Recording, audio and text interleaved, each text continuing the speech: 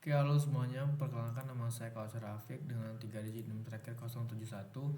Saya dari Tera 24 dengan dari praktikum C, mata kuliah praktikum dasar sistem kontrol. Di sini saya akan menjelaskan tentang perancangan dan auto tuning pengendali PID motor DC berbasis MATLAB Simulink. Oke. Jadi terdapat tiga metode auto tuning yaitu SunStream, Superposition, dan PRBS. Nah, jadi pertama ada metode SunStream yang merupakan teknik auto tuning dengan memberikan sinyal sinusoidal ke sistem secara bertahap pada berbagai frekuensi. Setiap frekuensi digunakan untuk melihat bagaimana sistem merespon perubahan input baik dari sisi amplitudo maupun fase.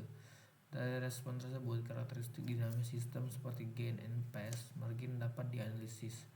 Metode ini sangat cocok untuk sistem yang bersifat linear dan time invariant karena hasil tuning cenderung stabil dan akurat. Namun proses tuning membutuhkan waktu yang relatif lama karena pengujian dilakukan pada banyak frekuensi. Lalu yang kedua ada metode superposition yang merupakan metode yang menyisipkan sinyal gangguan kecil ke dalam sistem yang sedang beroperasi normal. Prinsip superposisi digunakan untuk memisahkan respon sistem akibat gangguan tuning dan respon akibat sinyal utama. Keunggulan metode ini adalah sistem tetap dapat berjalan tanpa harus dihentikan, namun akurasi tuning sangat bergantung pada besarnya gangguan. Jika gangguan terlalu kecil, hasil tuning kurang optimal, sedangkan jika terlalu besar dapat mengganggu sistem. Ada metode PRBS, Pseudo Random Beta Sequence, yang merupakan sinyal yang menggunakan sinyal binar acak yang berganti antara nilai tinggi dan rendah secara cepat. Sinyal ini menyerupai noise putih sehingga mampu mengeksitasi berbagai frekuensi sistem dalam waktu singkat. Metode PRBS sangat efektif untuk sistem non-linear dan proses yang kompleks. Proses tuning relatif cepat, tetapi data respon yang dihasilkan cukup kompleks sehingga memerlukan pemrosesan dan analisis lebih lanjut. Lalu ada ini perbedaan kontrol PID dan posisi. Nah, jadi kontrol PID itu memiliki karakteristik sistem berbeda. Pada kontrol kecepatan, sistem bersifat integrating, artinya keluaran kecepatan merupakan hasil integrasi dari torsi motor tanpa aksi integral. Sistem akan mengalami error steady state ketika terjadi perubahan beban. Sebaliknya, kontrol posisi bersifat stable system di mana sistem cenderung kembali ke posisi setimbang. Nah, kontrol posisi biasanya membutuhkan respon yang presisi dengan average minimal.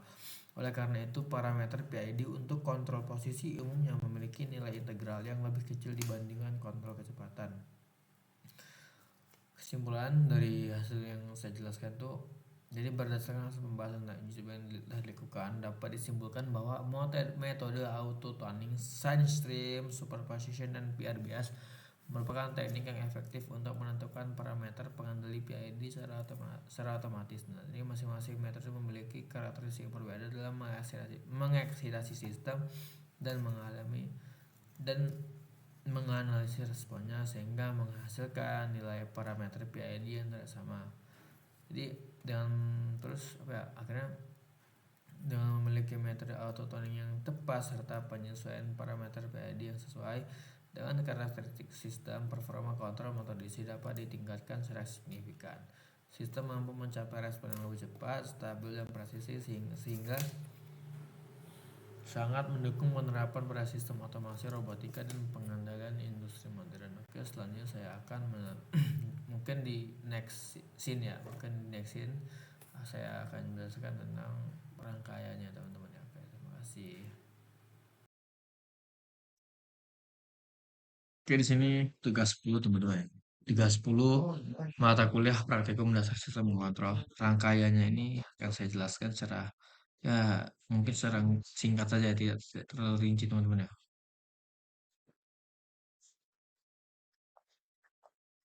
Nih, ada kecepatan per second, ada blok kontrol PWM, ada yang dimana membaca data encoder yang menjadikan posisi dan kecepatan, dan ada juga low pass filter, ada kecepatan per second. Oke, pada model Simulink ini tuh digunakan pengendali PID discrete waktu Z ya, waktu Z nih. Nih ada kecepatan per second ya, untuk mengatur kecepatan motor DC. Jadi Iya Pak. Nilai set point itu ditentukan melalui slider, kemudian dibandingkan dengan leg umpan balik dari encoder, sehingga menghasilkan error.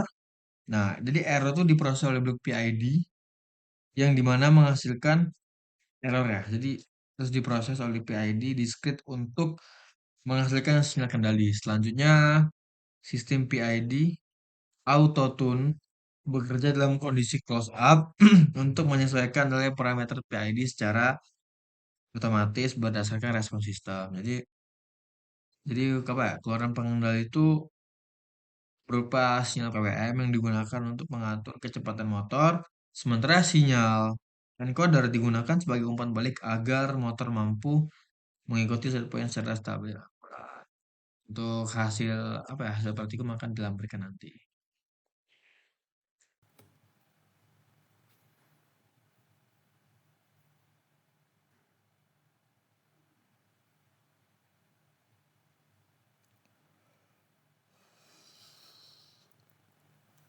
Ya, ini merupakan apa ya? Hasil praktikum yang ke-10 teman-teman ya.